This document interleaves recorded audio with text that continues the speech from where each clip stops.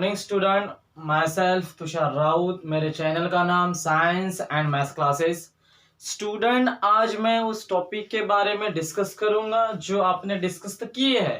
पिछले क्लास में हमने पढ़े हैं कि स्टैंडर्ड 9 के ऊपर आज मैं लेके चलूंगा सब्जेक्ट साइंस के ऊपर, चैप्टर नंबर 2, उसी के थोड़े न्यूमेरिकल डिस्कस करूंगा। मैं ऐसा उम्मीद करता हूँ स्टूडेंट कि पिछला मेरा पढ़ाया हुआ आपको सभी को यहाँ तक सभी को समझ में आया होगा।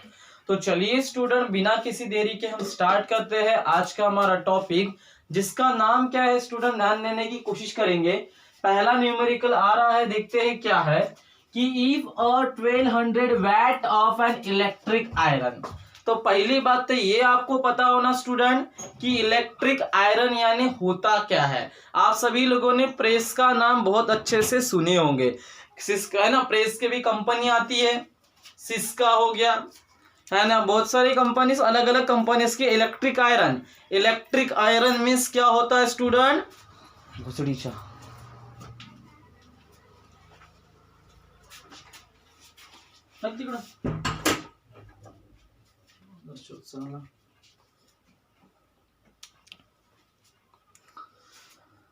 Good morning student, my self Tushar Raut. मेरे चैनल का नाम science and math classes. Student, आज मैं उस टॉपिक के बारे में डिस्कस करूंगा जो आपने पढ़े तो है, ठीक है। पिछले क्लास में जो आपने पढ़े होंगे, मैं ऐसा उम्मीद करता हूं कि आप सभी को समझ में आ गया होगा स्टूडेंट। तो चलिए स्टूडेंट, बिना किसी देरी के हम स्टार्ट करते हैं आज का न्यू टॉपिक, जिसमें मैं आपको पढ़ाने जा रहा हूं स्टैंडर्ड 9 का साइंस चैप्टर नंबर 2, उसी से कुछ रिलेटेड न्यूमेरिकल्स। तो चलिए स्टूडेंट, बिना किसी देरी के हम स्टार्ट करते हैं आज का हमारा न्यूमेरिकल। क्या है कि if 1200 watt of an electric iron, क्या है, एक इलेक्ट्रिक आयरन है। जब अब मुझे बताइए स्टूडेंट, आपको ये करते आना चाहिए, ये समझना आना चाहिए, अगर यूनिट से हमें पता चलना चाहिए कि ये भैया किसकी वैल्यू है, ये आपको आना चाहिए, ये तरीका सीखना पड़ेगा स्टूडेंट, ठीक है। 1200 वैट मतलब कहने का ही नहीं, ये क्या है सर, ये तो पावर है सर। वैट किसकी यूनिट रहती है, पावर की यूनिट रहती है। तो क्या बोलता है 1200 वैट की क्या है, इलेक्ट्रिक आयरन। अब इलेक्ट्रिक आयरन यानी होता क्या है स्टूडेंट, प्रेस, जो सभी लोगों ने देखे कपड़े को प्रेस करते हैं, है ना। तो electric iron is used daily for 30 minutes. मतलब एक इलेक्ट्रिक आयरन मतलब एक प्रेस है जो कितने पावर की है, 1200 वैट पावर की है, ठीक है, जो डेली कितना मिनट चलती है, 30 मिनट्स चलती, मतलब हाफ आवर चलती है। आई बात सभी को समझ में, अंडरस्टूड स्टूडेंट्स। तो कहने का मीनिंग ऐसा है कि कितने मिनट के लिए डेली चल रही है, तो 30 मिनट डेली चलती है। जैसे आप टीवी वॉच करते हो डेली, तो वैसा चाहिए इलेक्ट्रिक आयरन का यूजर डेली। आई बात सभी को समझ में। तो क्या बोलता है, how much total electricity is consumed in the month of April. तो आपसे क्वेश्चन में पूछा कि इलेक्ट्रिसिटी कितनी कंज्यूम हुई, कौन से महीने में, अप्रैल महीने में। तो मुझे बताइए स्टूडेंट, मैंने जब आपको पावर का टॉपिक पढ़ाया था तो मैंने बोला था कि इंडस्ट्रियल एरिया में इलेक्ट्रिकल एनर्जी को किस में कन्वर्ट करते हैं, किलोवाट आवर में। और जो भी आप बात करते हो, जो भी मुझे बताइए स्टूडेंट, जो आपके घर में लाइट बिल आता है, आपके घर में लाइट बिल आता है पर यूनिट के हिसाब से आता है। जैसे 100 यूनिट जली तो 400, 500, 1000 ऐसा समथिंग 2000 इस पे के अकॉर्डिंग आपको बिल आता है। तो वो क्या करती, गवर्नमेंट एक यूनिट का हिसाब बताती।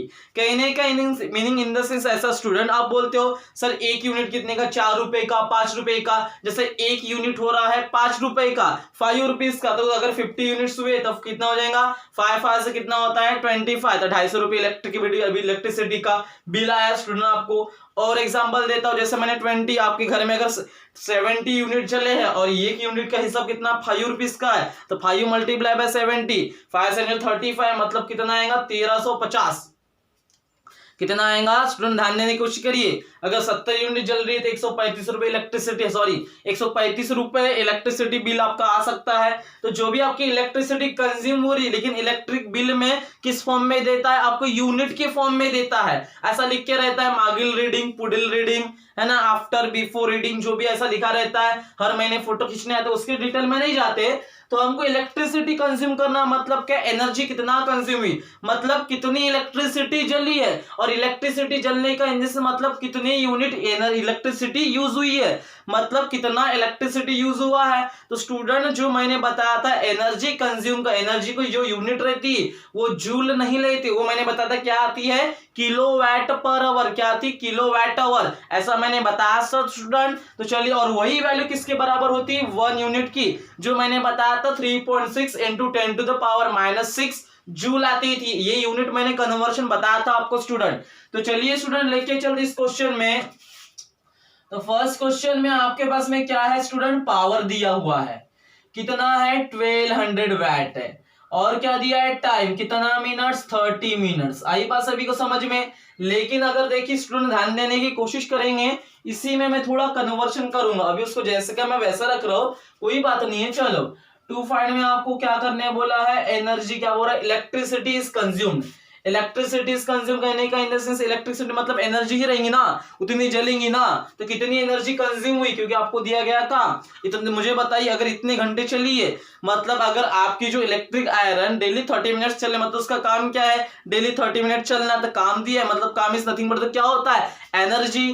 तो आपको निकालना है क्या, हाउ मच, मतलब कितनी electricity, how much total electricity बोला है। क्वेश्चन क्या है स्टूडेंट उसने, कि how much total electricity, how much total electricity is consumed in a month of April, in the month of April, मतलब अप्रैल महीने में कितनी इलेक्ट्रिसिटी कंज्यूम हुई।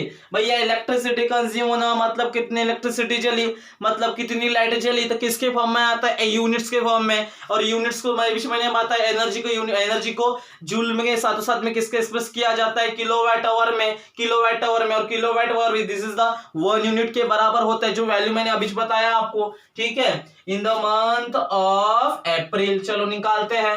तो एनर्जी निकालना है, कहने का इन द सेंस आपको क्या निकालना है, एनर्जी कंज्यूम्ड निकालना है, क्योंकि एनर्जी जब तक कंज्यूम नहीं निकालोगे तो आपको ऐसा पता चलोगे इलेक्ट्रिसिटी चली है। आई बात सभी को समझ में। अरे तो भैया वही बात बोला है, कितनी इलेक्ट्रिसिटी चली, मतलब कितनी एनर्जी कंज्यूम हुई अप्रैल महीने में, वो निकालने बोलते हैं, मतलब कितना इलेक्ट्रिसिटी जला है, मतलब जो यूनिट्स के फॉर्म में बात करते हैं, किसके फॉर्म में, यूनिट्स के फॉर्म में, 1 यूनिट जला कि 20 यूनिट जला, तो बस बिल इलेक्ट्रिसिटी का आता है। तो चलिए स्टूडेंट देखते हैं फॉर्मूला। आपको पता है क्या फॉर्मूला, वी हैव क्या, पावर इक्वल टू फॉर्मूला है वर्क अपॉन टाइम। आई बात सभी को समझ में। लेकिन वर्क डन किसके बराबर होता है, एनर्जी के बराबर। और वह भी मैंने बताया मुझे एनर्जी कौन सी वाली निकालना है, कंज्यूम वाली, मतलब कितनी इलेक्ट्रिसिटी जली है। लेकिन मैं पहले एक दिन का हिसाब निकालता हूं, उसके बाद में मैं बरोबर हिसाब निकाल लूंगा। तो चलो स्टूडेंट ध्यान देने की कोशिश करेंगे। तो ये डिवाइड में क्या में जाएगा, मल्टीप्लाई में जाएगा। इस इक्वल टू आप क्या लिख सकते हो, energy consumed, work done equal to बताया था मैंने, एनर्जी के बराबर होता है एनर्जी कंज्यूम्ड अपॉन में क्या है, टाइम। चलो बताओ, डिवाइड मुझे बताइए, एनर्जी कंज्यूम निकालना है, ये निकालना है, डिवाइड में तो काय में जाएगा, मल्टीप्लाई में। तो एनर्जी कंज्यूम्ड इक्वल टू क्या होगा, पावर इनटू टाइम। क्या होगा स्टूडेंट, पावर इनटू टाइम। लेकिन मैंने बनाया था एनर्जी जूल में नहीं रहती, एनर्जी अभी किस में निकालना पड़ेगा हमें, किलोवाट आवर में। मैंने बताया था वहां पे 1 किलोवाट आवर आया था। तो मुझे बताइए स्टूडेंट, सभी लोग ध्यान देने की कोशिश करेंगे, ये पावर अभी किस में है, वैट में। मुझे इसमें किसको लाना, कन्वर्ट करके देना पड़ेगा किलोवाट आवर, क्योंकि तब मेरा एनर्जी कंज्यूम निकलेगा यूनिट के फॉर्म में। आई बात सभी को समझ में। तो मुझे क्या करना पड़ेगा स्टूडेंट, इस पावर को किस में कन्वर्शन आके देना पड़ेगा, किलोवाट। तो स्टूडेंट मुझे बताइए ये है 1200, अगर मुझे किलो चाहिए तो मुझे 1000 से मल्टीप्लाई या 1000 से डिवाइड करना पड़ेगा। मैथ्स का रूल है, लिए तो देना पड़ेगा, दिए तो लेना पड़ेगा। अगर मैंने 1000 से डिवाइड मल्टीप्लाई किया तो मुझे 1000 से डिवाइड भी मारना पड़ेगा। और 1000 का मीनिंग क्या होता है, किलो। ये वैट जैसे क्या वैसा। चलो कुछ कैंसिल होता है, चेक करते हैं। 1 0 से 1 0 कैंसिल, 1 0 से 1 0 कैंसिल। तो आपके हाथ में कितना मिलेगा, 12/10। क्या, 12/10 किलोवाट। मैंने क्यों किया, क्योंकि भैया मेरा एनर्जी कंज्यूम, मतलब एनर्जी किस फॉर्म में चाहिए, जूल के फॉर्म में नहीं चाहिए। पावर किस में चाहिए, किलोवाट में चाहिए। टाइम किस में चाहिए, मेरा आवर में चाहिए। मिनट में रख के हम चल नहीं सकते।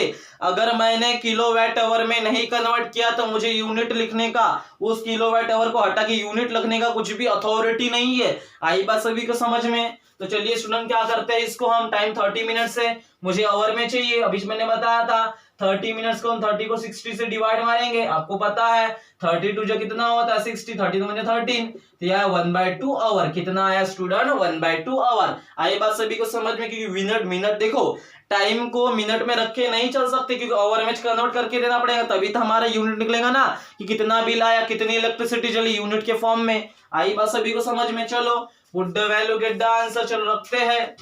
तो एनर्जी कंज्यूम इक्वल टू, अभी मैं एक डे का हिसाब निकाल रहा हूं कि एक दिन में कितनी चली, क्योंकि एक दिन का हिसाब फिर मैं 30 से मल्टीप्लाई कर दूंगा। ठीक है, अभी मैं एक दिन का हिसाब निकाल रहा हूं। एनर्जी कंज्यूम्ड, ठीक है, energy consumed equal to power into time. बोलो पावर कितना आया? 12/10 आया है। ध्यान देने की कोशिश करेंगे। टाइम कितना आया? 1/2। देखते हैं स्टूडेंट्स क्या क्या आपको मिलता है, ध्यान देने की कोशिश करेंगे।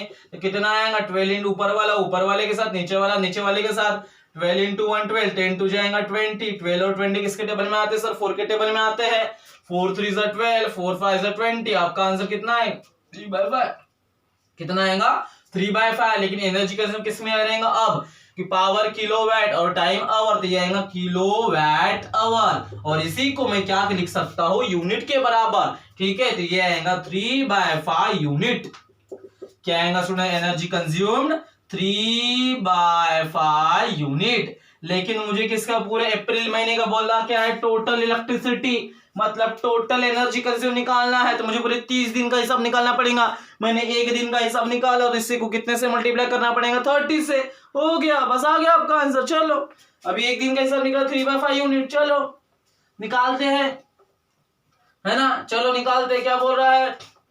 टोटल इलेक्ट्रिसिटी is consumed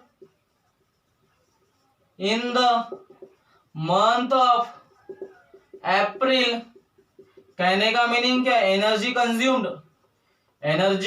भाई, एनर्जी कंज्यूमर्स नहीं होंगी, यूजर्स नहीं आएंगी, इलेक्ट्रिसिटी जलेंगी ही नहीं, तो कैसा बिल आ जाएगा आपका? बताओ बरा।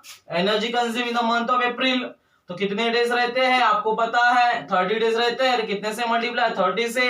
और एक दिन का हिसाब कितना आया था? 3/5 यूनिट, तो 3/5 यूनिट। ठीक है, चलो देखते हैं कुछ होता है क्या। 30 है, ऊपर वाला नीचे वाले के साथ, तो 30 मल्टीप्लाई बाय 3 आया है। चलो 3 3 से कितना होता है? 9 होता है। आप सभी को समझ में आ रहा है? चलो कहने की बात है, ऐसे स्टूडेंट ध्यान देने की कोशिश करेंगे, आप चाहे कैसा भी करो। ठीक है, अब मुझे बताइए स्टूडेंट, ध्यान देने की कोशिश करेंगे, आपके पास में कितना मिलेगा? बहुत अच्छे से बात है। चलो ध्यान देने की कोशिश करेंगे। 30 को मल्टीप्लाई करोगे 3 से, 3 3 से 9 आएगा, तो यह 90 को 5 से डिवाइड मारो। चलो मारते हैं 90 को 5 से, तो 5 1 जो 5, कितना 9 में से 5 गया 4, 5 8 जो 40, 4 - 4 0, कितना मिला? 18 आंसर आया। तो आपको कितने यूनिट मिलेगा? 18 यूनिट। कितना यूनिट मिलेगा? 18 यूनिट मिलने वाला। अब ऐसा भी नहीं करो 5 6 जो 30, ऐसा करोगे 6 3 जो 18, तो डायरेक्ट आपका आंसर कितना आता है? 18 यूनिट। आई बात सभी को समझ में? देखो मैंने क्या किया, सिंपल सा कंसेप्ट था, पावर था, वर्क अपॉन डे, लेकिन वर्क इज नथिंग बट क्या होती है? एनर्जी। और एनर्जी कंज्यूम जब तक होंगी नहीं, आपको टोटल इलेक्ट्रिसिटी निकालना है in the month of April. Total electricity, और इलेक्ट्रिसिटी मतलब क्या होता है? इसकी यूनिट निकालना पड़ता है, और यूनिट मतलब क्या है भैया? एनर्जी कंज्यूम निकालना है। अरे जब तक एनर्जी नहीं निकलेगी तब तक कैसे यूज कर लेंगे? तो मैंने एनर्जी कंज्यूम निकाला एक सिंगल डे का, फिर मैंने क्या किया? पूरे मंथ का निकाला, तो मुझे कितने यूनिट जलेंगे? आपकी 18 यूनिट जलेंगी। तो उस 18 यूनिट के हिसाब से स्टूडेंट आपको बिल आएगा। आई बात सभी को समझ में? तो उस 18 यूनिट के हिसाब से आपको क्या आएगा स्टूडेंट्स? बिल आएगा।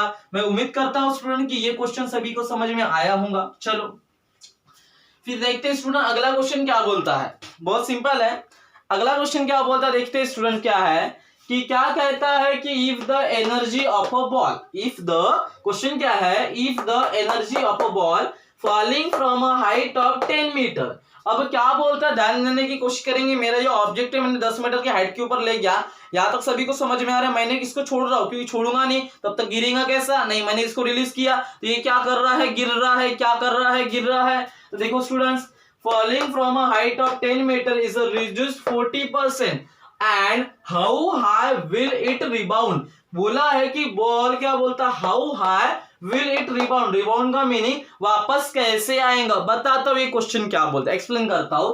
वह कहता है कि energy of a ball falling from, energy किसकी? बॉल की, जब वो किसकी कहां से, तो at a height of 10 metre के हाइट से नीचे छोड़ रहे हैं तो इसकी एनर्जी डिक्रीज हो रही बोल रहा है, रिड्यूस हो रही बोल रहा है, कितने परसेंट से, 40% से कम हुई है। फिर क्या बोलते हैं, हाउ विल इट रिबाउंड, मतलब नीचे आने के बाद कितना ऊपर आ सकता है, तो उसकी हाइट पूछा है। कहने के मतलब नीचे आने के बाद और कितना ऊपर आएगा, बताता हूं कैसा, ध्यान देने की कोशिश करिए। क्या बोला है, एक ऑब्जेक्ट है, मैंने उसको एक सर्टेन हाइट के 10 मीटर के हाइट के ऊपर ले लिया, आई बात सभी को समझ में। यहाँ पे मेरी एनर्जी है, अब मैंने यहाँ बताया था, मैंने यहां से यहां तक पहुंचने में कौन सी एनर्जी लगती है भैया, पोटेंशियल एनर्जी। बताया था मैंने, एक ऑब्जेक्ट सर्टेन हाइट के ऊपर लिया था मैंने, एच बोला था, मेरा ऑब्जेक्ट है सर्टेन हाइट के ऊपर लिया था एच, एम इसका मास, जी करी ग्रेविटी, आई बात समझ में। और ये कौन सी एनर्जी, पोटेंशियल एनर्जी, यहां से यहां तक ले जाने तक बताया था मैंने, गेन एंड लिफ्टेड, ठीक है, 10 मीटर की हाइट के ऊपर ले गई, कौन सी एनर्जी है, पोटेंशियल एनर्जी।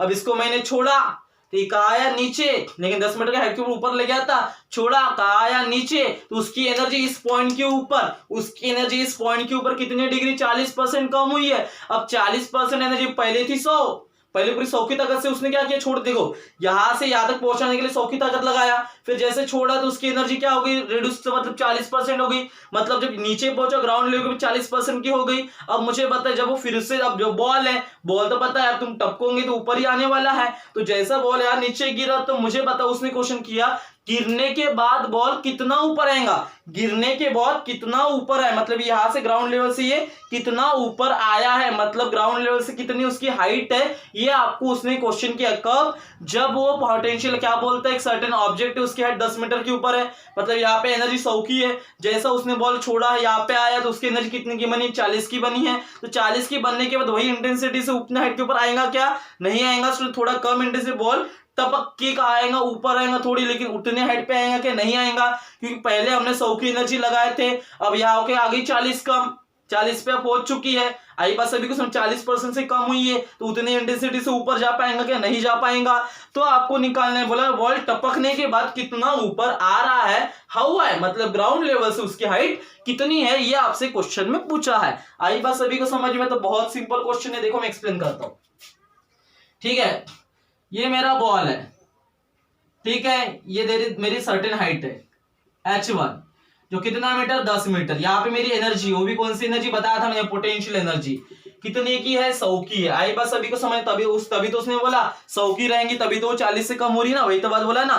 यहाँ तक यहाँ मैंने 100 की ताकत लगाई, लेकिन यहाँ पर जब वो आया तो 40 की ताकत मेरी कम हो चुकी है, 40 से कम हुई है। देखो यहाँ से यहाँ तक ले जाने के लिए मेरे को 100 की ताकत लगी, लेकिन मैंने जब उसको छोड़ा तो यहाँ पे आया, उसकी कितने की ताकत बची, मेरी 40 की ताकत कम होगी 100 में से। तो देखिए स्टूडेंट्स क्या होता है, तो चलो ये बॉल जब रिलीज करता है तो यहाँ पे उसकी वो भी पोटेंशियल एनर्जी रहने वाली, कि ग्राउंड लेवल से भी आया है तो पोटेंशियल्स रहेंगी, ठीक है। तो कितनी रहता है, बोला 40 से कम हो रही, तो मुझे बताओ 100 में से 40 गया, बचा कितना, 60। तो इस पॉइंट पे कितने की एनर्जी रह रही है स्टूडेंट, 60 की एनर्जी रह रही है। इस पॉइंट पे कितने की एनर्जी रह रही है स्टूडेंट, 60 की रह रही है। तो जब 60 की रहती है तो बॉल उतने हाइट पे तो जाएगा नहीं, 100 का आता, 100 का तो मैं बोलता सर आया 6 गया 6, सर आया 10 गया 10, ठीक है। लेकिन 40 से कम हो तो 60 पे बचा, तो ऑब्जेक्ट टपकने के बाद ऊपर तो उछलेगा, लेकिन ग्राउंड लेवल से कितना उछला, लेकिन वो इतना ही उछलेगा, पूरा तो उछलने वाला नहीं है। तो इस ग्राउंड लेवल से मुझे निकालना है हाइट, मतलब क्वेश्चन वही है, how high will it rebound, rebound मतलब वापस कैसा आएगा, टपकने के बाद कितना ऊपर, कितना वापस ऊपर आएगा, ये क्वेश्चन आपने उसने किया है स्टूडेंट्स। आई बात सभी को समझ में। स्टार्टिंग में देखो मैंने उसको 100 तक ले गया, जब मैंने छोड़ा तो 100, 40 से कम हुआ, 100 में से 40 से बच गई 60, थोड़ा ऊपर ही गया, उतना पूरा कंप्लीट ऊपर गया क्या, नहीं गया स्टूडेंट। आई बात सभी को समझ में। तो कितना ऊपर गया है, वापस कितना ऊपर आया है, ये क्वेश्चन आपको निकालने की उसने कोशिश किया है। तो चलिए स्टूडेंट बहुत सिंपल है, ये क्या है, स्टार्टिंग की इनिशियल मेरी पोटेंशियल एनर्जी, ये क्या है, इनिशियल हाइट, फिर आया रिलीज हुआ 40 से कम हुआ तो मेरी है फाइनल पोटेंशियल एनर्जी, और मेरी रहेंगी फाइनल हाइट। तो इनिशियल और फाइनल लैंग्वेज में मैं डिस्कस करता हूं। तो चलिए सुन, देखिए क्या, ठीक है, ये डायग्राम मिटाना मत, ठीक है, काम में आएगा। तो चलो सेकेंड के गिवन में आपके पास में क्या है, तो इनिशियल को मैं देता पोटेंशियल E1, जो मेरे पास कितनी है, 100 की है। H1 क्या बोलता है, height of an object, initial height of an object, क्या, initial height of an object, ठीक है, कितनी, H1 कितनी है, देखो मैंने दिया था 10 मीटर, कितना आया, 10 मीटर आया है। अब क्या बोलते हैं, पोटेंशियल एनर्जी 2, मतलब यहाँ पे आने के बाद कितने से कम हुआ 40, तो 100 में से 40 के बचा कितना 60 का। अब फाइनल हाइट, तो जो आप देखो टपकने के बाद कितना ऊपर वापस है वो क्वेश्चन किया, मतलब S2 की वैल्यू निकालने बोला, तो क्या बोलेंगे final height of an object, final height of an object बोले तो क्या S2 कितना है, final height of an object कितना है आपको निकालना है क्वेश्चन मार्क में। आई बात सभी को समझ में, लेकिन बशर्ते कंडीशन याद रखना, मैंने यहाँ पे मास एक है, यहाँ पे ऑब्जेक्ट एक है, ऑब्जेक्ट चेंजेस नहीं है। देखो वही ऑब्जेक्ट को मैंने 10 मीटर के ऊपर लिया, फिर वही ऑब्जेक्ट को नीचे छोड़ा तो टपक के ऊपर आया है, मतलब मेरा मास चेंजेस नहीं हुआ है। और मैंने जिस ऊपर ले जाया और छोड़ा, मुझे बताइए स्टूडेंट, मैं ग्रेविटी के ऊपर ले रहा हूँ, ग्रेविटी के अगेंस्ट में एक्ट कर रहा हूँ, तो मैंने 10 मीटर के हाइट के ऊपर ले गया, फिर आया टपका, तो मेरी ग्रेविटी भी यहाँ पे चेंजेस नहीं हुई। इन दो बातों को ख्याल रखेंगे स्टूडेंट।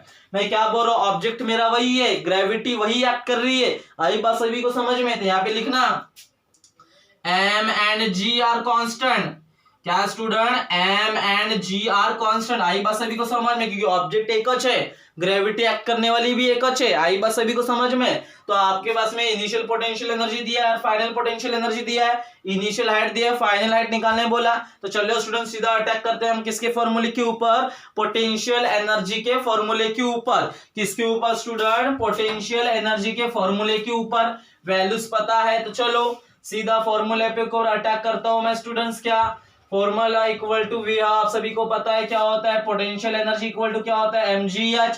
चलो दो लैंग्वेज में बोला तो potential E1 mass constant, G constant, height H1, this is equation number second.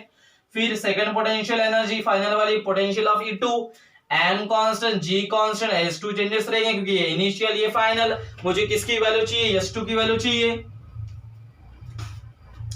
Student मुझे बताइए आपको किसकी वैल्यू चाहिए, इस S2 की वैल्यू चाहिए, कि वही तो बोल रहा है टपकने के बाद भैया कितना वापस ऊपर आया है, वही तो S2 हाइट कहलाएंगे आपको, तो मुझे वो निकालना है। तो याद रखना जो वैल्यू निकालना पड़ता है उस इक्वेशन को पहले उस इक्वेशन को डिवाइड मारना पड़ता है। तो मैं इसको कैसे लिखूंगा student, equation 2 divided by equation 1। मैं इसको ऐसा नहीं लिख सकता इक्वेशन 1 डिवाइड बाय 2, मेरा गलत पड़ जाएगा, कि मुझे जिसकी वैल्यू निकालना पड़ता है जो वैल्यू उस इक्वेशन में छुपी रहती है। ऐसा याद रखना, लीनियर इक्वेशन 1 वेरिएबल और 2 वेरिएबल में आपको सर ने पढ़ाए होंगे स्टूडेंट्स, ठीक है। तो कहने की बात ऐसी है, जो वैल्यू आपको निकालना पड़ता है उसको पहले लेना पड़ता है, उसको पहले लिखना पड़ता है और दूसरे वाले को बाद में। तो मैंने क्या लिखा, इक्वेशन 2 डिवाइड बाय इक्वेशन 1, तो क्या आएगा, P पोटेंशियल एनर्जी ऑफ 2, ये आएगा क्या अपॉन में क्या आएगा लेफ्ट वाला। हाँ आप सभी लोगों ने देखे लीनियर इक्वेशन इन 2 वेरिएबल, आप सभी लोगों ने साइमल्टेनियस इक्वेशन सॉल्व किए होंगे, लेफ्ट वाला लेफ्ट वाले के साथ, राइट वाला राइट वाले के साथ सॉल्व किए कि नहीं, तो सेम एज इट इज।